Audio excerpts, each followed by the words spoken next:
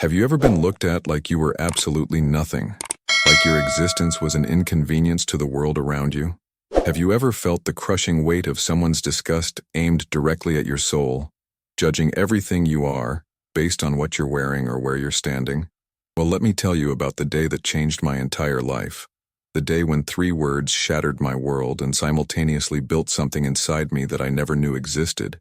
It was a rainy Tuesday afternoon in November, and I was standing outside the Grandeur Plaza Hotel, one of those magnificent buildings that seems to touch the clouds, with its golden revolving doors and doormen dressed better than I had dressed in my entire life. I wasn't there to cause trouble or beg for money, despite what they thought. I was there because I had walked 15 blocks in the pouring rain after my car, a beaten-up sedan that was more rust than metal, had finally given up on me just like everything else seemed to be doing at that point in my life. My phone was dead, I had no umbrella, and I was soaking wet, shivering in my worn-out jacket that had seen better days about 5 years ago. I just wanted to step inside for a moment, to get out of the rain, to catch my breath, maybe use their phone to call for a tow truck. That's all I wanted, just a moment of shelter from the storm that was raging both outside and inside my life. But as I approached those golden doors, a hand shot out and stopped me, pressing firmly against my chest like I was some kind of threat, some kind of danger to their pristine marble floors and crystal chandeliers. The security guard looked at me with eyes that held nothing but contempt, scanning me from head to toe with a disgust that made my stomach turn. My clothes were soaked through, clinging to my body in the most unflattering way possible. My shoes were falling apart at the seams, and I probably looked like I had just crawled out of a dumpster, which honestly wasn't too far from how I felt about my life at that moment. Behind him, I could see the warm glow of the hotel lobby, people in expensive suits and designer dresses walking through like they owned the world. And maybe they did.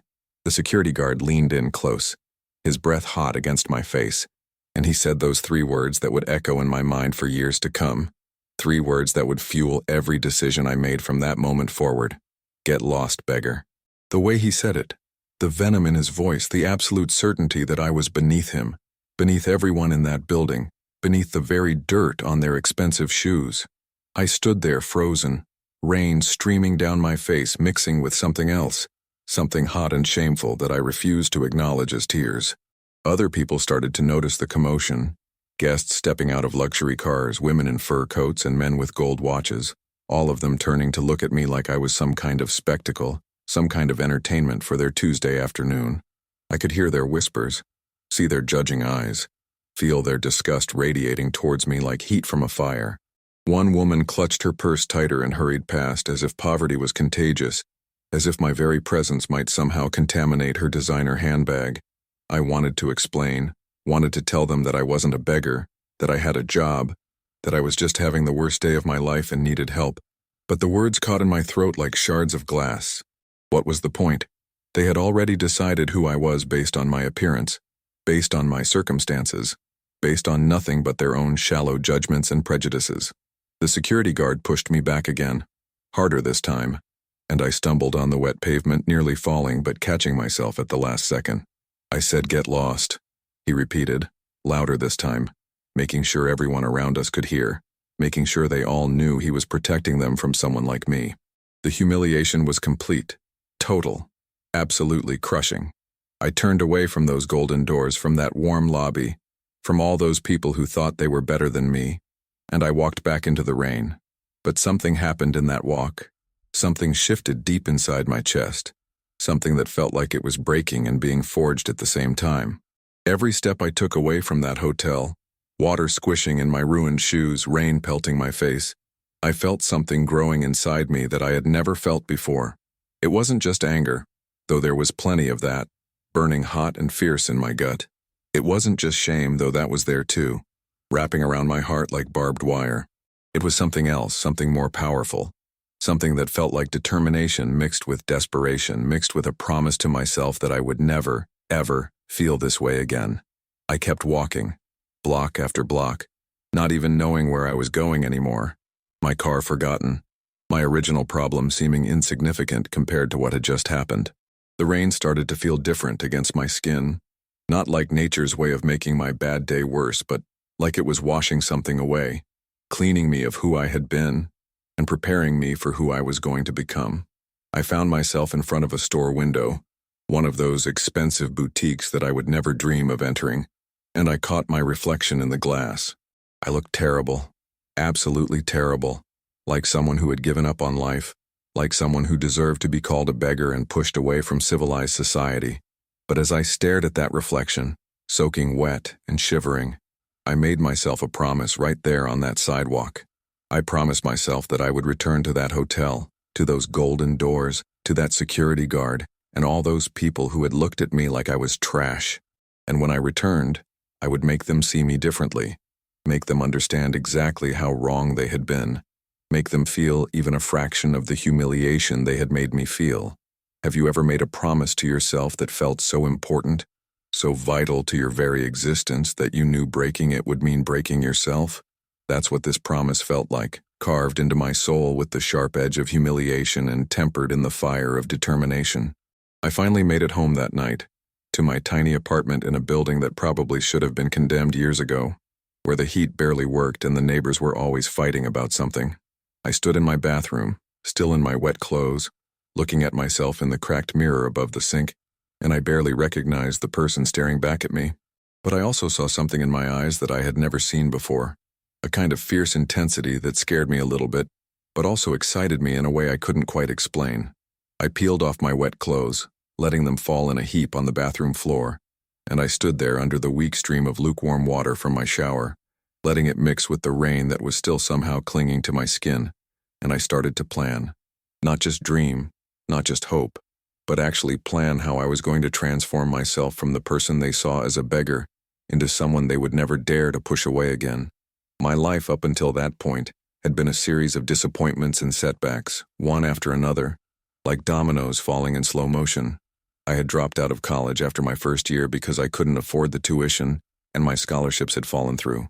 I had worked a dozen different jobs, each one more soul-crushing than the last, never making enough money to do more than barely survive. I had watched my friends from high school move on to successful careers, beautiful homes, perfect families, while I stayed stuck in the same place, treading water in an ocean that seemed determined to drown me.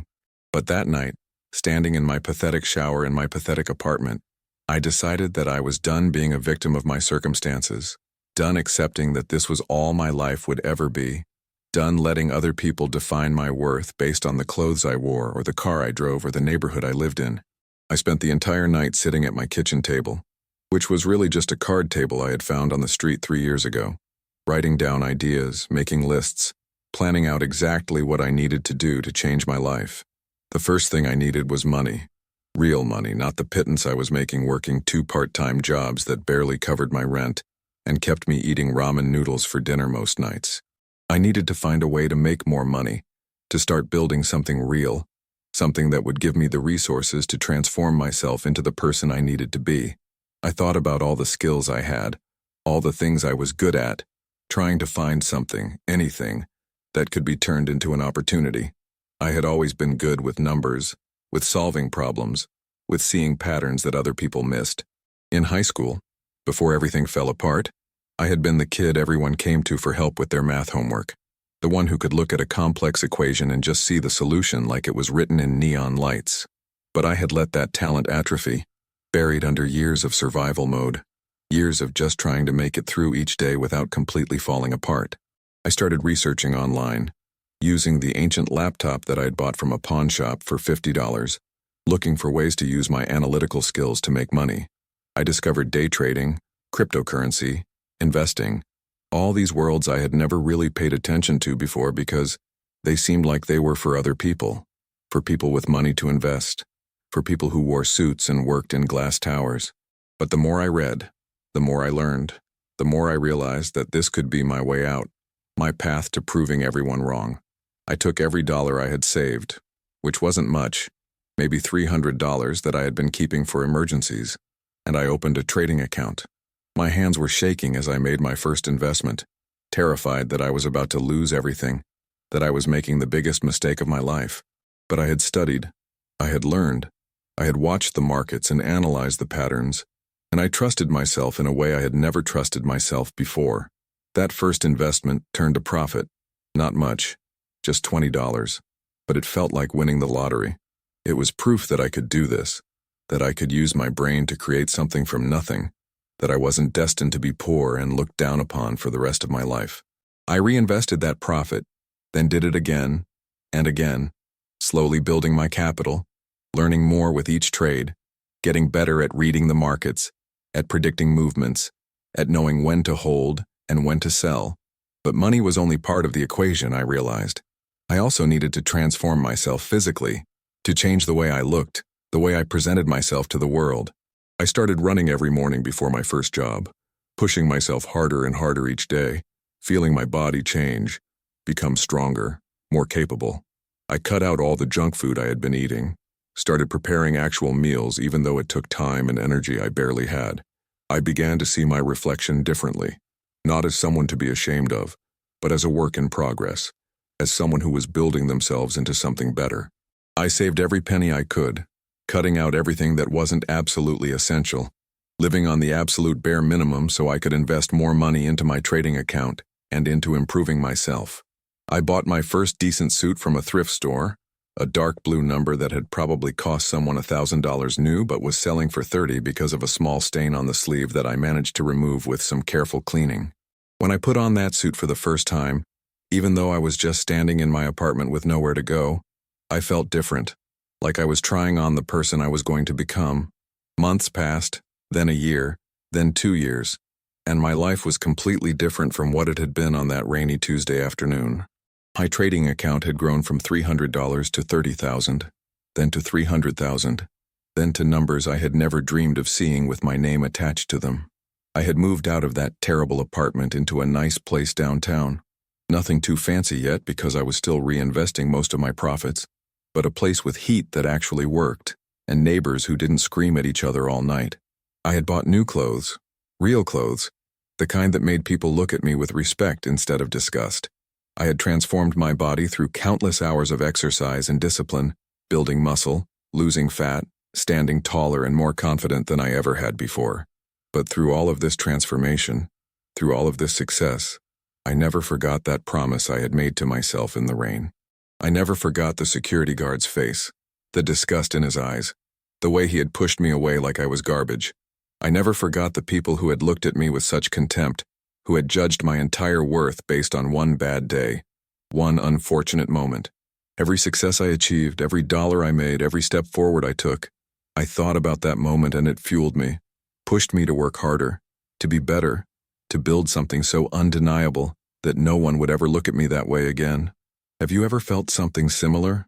That burning need to prove yourself to people who doubted you? Comment below and share your story, because I know I'm not the only one who has felt this way.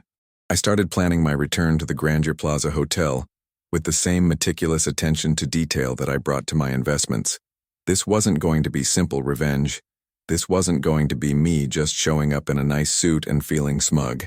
No, I wanted to make a statement. I wanted to create a moment so powerful, so undeniable, that everyone who witnessed it would understand exactly what they had done wrong, exactly how much they had underestimated me. I did my research and discovered that the Grandeur Plaza Hotel, for all its luxury and prestige, was actually struggling financially, a victim of changing times and new competition in the area. They were looking for investors, for someone with deep pockets who could inject capital into their operations and help them modernize. This was perfect, more perfect than I could have imagined, because it gave me an opportunity to do more than just walk through their doors as a guest. I scheduled a meeting with the hotel's management, presenting myself as a potential investor interested in acquiring a significant stake in their property. They were eager to meet with me, practically falling over themselves to set up a time, sending me emails full of flattery and promises about what a great opportunity this was. The irony wasn't lost on me that the same establishment that had literally pushed me away in the rain was now begging for my attention, desperate for my money. I chose my outfit carefully for this meeting, a custom-tailored suit that cost more than I used to make in 6 months, Italian leather shoes that were so perfectly crafted they felt like walking on clouds, a watch that was worth more than my first car. I looked at myself in the mirror before leaving my apartment and the transformation was complete. I wasn't the desperate, rain-soaked person they had turned away. I was someone powerful, someone successful, someone who demanded respect. I arrived at the Grandeur Plaza Hotel in a chauffeur-driven car, stepping out onto the same sidewalk where I had been humiliated years before. The doorman, a different one from that day but wearing the same uniform, practically ran to open my door, greeting me with the kind of obsequious politeness that money commands. I walked through those golden revolving doors, the ones I had been prevented from entering, and I stepped into that warm lobby that I had only glimpsed from the outside. The marble floors gleamed under crystal chandeliers exactly as I had imagined, and well-dressed people moved through the space like actors in a play about wealth and privilege. The hotel manager, a man named Richard Wellington who wore his self-importance like an expensive cologne, greeted me personally, shaking my hand with both of his smile so wide it looked painful. He led me to a private conference room, offering me coffee, water, anything I wanted, treating me like I was the most important person in the world. We sat down at a long mahogany table, and he began his pitch about the hotel's history, its potential, why it would be such a great investment for someone like me. I listened patiently, nodding at the appropriate moments, asking intelligent questions that showed I had done my homework. But I wasn't really focused on his words. I was watching the door, waiting for the right moment. About 20 minutes into the meeting, I interrupted him mid-sentence and said I needed to take a brief walk around the hotel to see the property firsthand, to get a feel for the place before making any decisions. He immediately agreed, standing up and offering to give me a personal tour. We walked through the lobby, with him pointing out various features and amenities, talking about occupancy rates and customer satisfaction scores. And then I saw him, the security guard from that day, standing in his same position near the entrance, watching people come and go with the same critical eye. My heart started pounding in my chest, adrenaline flooding my system like I was preparing for a fight. This was the moment I had been working towards for years, the moment when everything would come together. I stopped walking, causing Richard Wellington to stop as well, looking at me with concern, probably worried that he was losing the sale. I pointed at the security guard and asked Richard if that man had been working here for a while. Richard glanced over, then back at me, clearly confused by the question but eager to please. He said yes, that was Marcus. One of their most experienced security personnel had been with the hotel for over a decade. I nodded slowly, feeling a cold smile spread across my face. I asked Richard if he could call Marcus over, that I had some questions about security protocols. Richard looked even more confused now but immediately waved Marcus over, and I watched as the security guard approached us, his expression neutral and professional, not recognizing me at all in my expensive suit and polished appearance. When he was standing in front of us, I looked directly into his eyes, those same eyes that had looked at me with such contempt, and I let the silence stretch out for a moment, watching as confusion flickered across his features. Then I spoke, my voice calm and controlled, asking him if he remembered a rainy Tuesday afternoon about 3 years ago, when he had pushed a man away from the hotel entrance and called him a beggar. I watched the color drain from Marcus's face as recognition slowly dawned, as he realized who I was, as the full weight of the situation settled onto his shoulders. His mouth opened and closed like a fish out of water, no sound coming out, his professional composure completely shattered. Richard Wellington looked between us, clearly lost, trying to understand what was happening. I turned to Richard and told him the whole story, every detail, how I had been desperate and rain-soaked, how I had just needed a moment of shelter, how his security guard had not only refused me entry but had humiliated me in front of dozens of people, had pushed me physically, had called me a beggar with such disgust that it had echoed in my nightmares for months.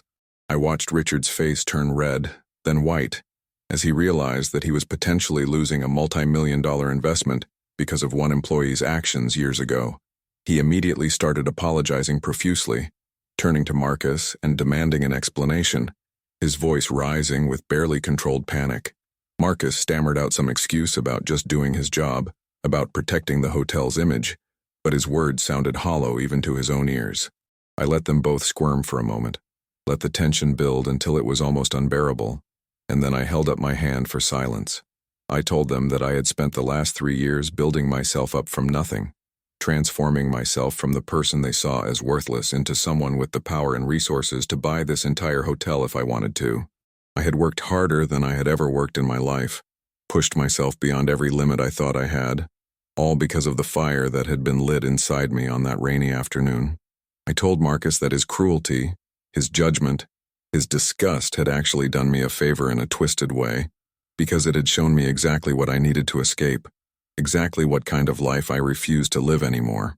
But I also told him that his actions were inexcusable, that treating people with dignity should never depend on what they're wearing or how much money they appear to have, that every person deserves basic human respect, regardless of their circumstances.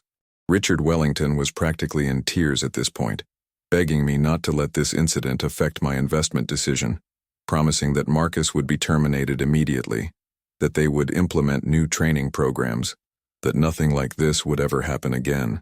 I looked at Marcus, really looked at him, and I saw something I didn't expect to see. I saw genuine remorse in his eyes, not just fear about losing his job, but actual understanding of what he had done, how he had made me feel, how wrong he had been. He wasn't making excuses anymore, wasn't trying to defend himself. He was just standing there accepting whatever consequences were coming. And in that moment, something shifted inside me. The anger that had been burning for 3 years didn't disappear exactly, but it transformed into something else, something that felt more like disappointment and pity than rage. I realized that destroying this man's life wasn't going to make me feel better, wasn't going to change what had happened, wasn't going to prove anything except that I could be just as cruel as he had been. I took a deep breath and told Richard that I didn't want Marcus fired. I wanted him to remember this moment, to remember that the person he had dismissed as worthless had more power than he could have imagined, but also that I had chosen not to use that power to destroy him. I wanted him to treat every person who came to this hotel with respect, regardless of how they looked or what they wore, because you never know someone's story, you never know what they're capable of becoming. I wanted this to be a lesson, not just for Marcus but for everyone who worked here, that dignity isn't determined by wealth or appearance, that every human being deserves basic kindness and respect. Richard nodded vigorously, agreeing to everything, probably agreeing to anything at that point just to salvage the deal. But I wasn't finished yet, wasn't quite ready to let them off the hook completely. I told Richard that I would consider investing in the hotel, but only under certain conditions. First, they would implement comprehensive training for all staff about treating guests with respect and dignity, regardless of their appearance. Second, they would create a fund to help people in the community who were struggling, people who might show up at their doors desperate and needing help instead of turning them away. And third, I wanted a permanent plaque in the lobby, not with my name on it or celebrating my success, but with a simple message about kindness and second chances and never judging people based on first impressions. Richard agreed immediately to all of my conditions, relief flooding his features, and we shook hands on the deal. As I walked out of that conference room, back through that lobby, past that security desk where Marcus stood watching me with an expression I couldn't quite read, I felt something I hadn't expected to feel. I didn't feel triumphant or vindicated or satisfied with my revenge. I felt tired in a deep, soul-level way that made me realize how much energy I'd been pouring into this moment for years. But I also felt lighter somehow, like I had been carrying a heavy weight that I had finally set down. I had proved them wrong, proved everyone wrong who had ever doubted me or looked down on me or decided I wasn't worth their time. But more importantly, I had proved something to myself, that I was capable of more than I had ever imagined, that circumstances don't define destiny, that one terrible moment doesn't have to determine the course of your entire life. As I stepped back out into the afternoon sun, so different from that rainy day years ago, I thought about all the people who had helped me along the way, even if they didn't know it. The online forums where strangers had answered my questions about trading and investing, the library where I had spent countless hours reading and learning, the gym where I had transformed my body one painful workout at a time, even Marcus the security guard in a twisted way, because his cruelty had sparked something inside me that might have stayed dormant forever otherwise. I got back into my car, gave the driver my address, and I sat back in the leather seats thinking about what I had learned from this entire experience. The most expensive way to prove someone wrong isn't about spending money on suits or cars or investments. It's about spending yourself, investing your time and energy and determination into becoming someone so undeniably successful that no one can look through you anymore. It's about transforming yourself so completely that you barely recognize the person you used to be, and doing it not primarily for revenge, but for yourself, because you deserve better than the life you were settling for. Have you ever had to completely reinvent yourself to escape a difficult situation? Have you ever used someone's doubt as fuel for your success? Share your thoughts in the comments because I genuinely want to know if others have experienced this same kind of transformation. Looking back now, I can see that the person I was on that rainy Tuesday, desperate and humiliated, was actually the foundation for who I am today. Every struggle I had faced up until that point, every setback and disappointment, had been preparing me for that moment of absolute clarity when I realized I had to change or stay stuck forever. The money I made, the success I achieved, the respect I eventually earned, all of that was important, but it wasn't the most important thing.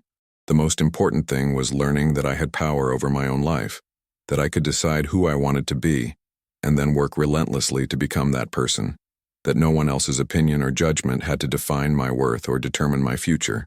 I still go back to the Grandeur Plaza Hotel sometimes, not to gloat or relive my triumph, but to remind myself of where I came from and how far I've traveled. The plaque I requested hangs in the lobby now, and I've watched people stop and read it, some of them looking thoughtful, some of them dismissive, each of them taking from it whatever they need to take. Marcus still works there, and we've developed an odd sort of relationship, not quite friendship, but something more than the animosity we started with. He once apologized to me privately, telling me that he thought about that day often, that it had changed him too in its own way, that he had learned something about himself that he needed to learn. I accepted his apology because holding on to anger was exhausting and ultimately pointless, and because I realized that we're all just humans trying to navigate this complicated world, making mistakes and hopefully learning from them. The investments I made in the hotel turned out to be incredibly profitable, but that success felt less significant than I had imagined it would. What mattered more was knowing that I had used my power not just to prove a point, but to create positive change, to make the world a tiny bit better than it had been before. My life today is unrecognizable from my life 3 years ago, not just in terms of money or possessions or status, but in terms of how I see myself and how I move through the world. I carry myself differently now, not with arrogance or superiority, but with a quiet confidence that comes from knowing I've been tested and survived, that I've been knocked down and gotten back up, that I've been called worthless and proved that assessment catastrophically wrong. I've started using my resources to help other people who are struggling the way I was struggling, creating opportunities for those who just need someone to believe in them, to give them a chance, to see their potential instead of their current circumstances. I fund scholarships for students who can't afford college, invest in small businesses started by people who can't get traditional loans, mentor young people who remind me of who I used to be, full of potential but lacking the resources and guidance to realize it. Every time I help someone like that, I think about who I might have become if someone had helped me years earlier, but I also know that maybe I needed to struggle the way I did. Maybe I needed that humiliation and pain to forge the determination that drives me today. This is what I want you to understand, whoever you are watching this, wherever you are in your own journey. Your current circumstances, no matter how difficult or hopeless they seem, are not your final destination. The people who look down on you, who judge you, who treat you as less than you are, they don't get to write your story or determine your worth. You have power inside you that you probably haven't even discovered yet, capabilities and strengths that are just waiting for the right catalyst to bring them to life. Sometimes that catalyst is humiliation, sometimes it's desperation, sometimes it's just exhaustion with the way things are, and determination to make them different. Whatever it is for you, whatever that spark is that finally makes you say enough is enough, I'm going to change my life no matter what it takes. Hold on to that feeling and let it fuel you through the difficult days ahead. Because transformation isn't easy. Rebuilding yourself from the ground up requires sacrifices and discipline and countless moments where you want to quit, where the old comfortable patterns of giving up seem so much easier than continuing to fight. But I promise you, I absolutely promise you from the bottom of my soul, that the person you can become is worth every bit of effort it takes to get there. The life you can create for yourself is worth every sacrifice, every early morning, every late night, every moment of doubt and fear and exhaustion. And when you finally reach that point where you've proved everyone wrong, including yourself, including all those voices in your head that said you couldn't do it, you'll understand what I'm talking about. You'll feel what I felt walking through those golden doors, not as someone begging for shelter, but as someone who could buy the entire building if I chose to. So here's what I want you to do right now. What I need you to do if this story has resonated with you at all. First, Leave a comment below telling me about a time when someone underestimated you, when someone looked at you and decided you weren't worth their time or respect or consideration. Tell me how it made you feel, and if you're willing to share, tell me what you did about it or what you're planning to do about it. Your story matters, your experience matters, and I genuinely want to hear it because we're all in this together. All of us fighting our own battles and trying to prove our own worth in a world that can be incredibly cruel and judgmental. Second, if this story touched something inside you, if it sparked even a tiny flame of determination or hope or anger that you can channel into positive change, please hit that like button.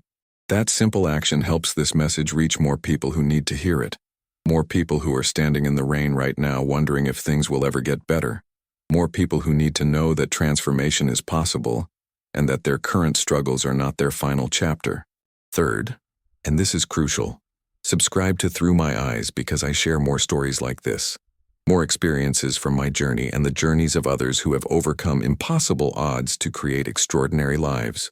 We're building a community here of people who refuse to accept limitations, who refuse to let others define their potential, who understand that the only person who gets to decide what you're capable of is you.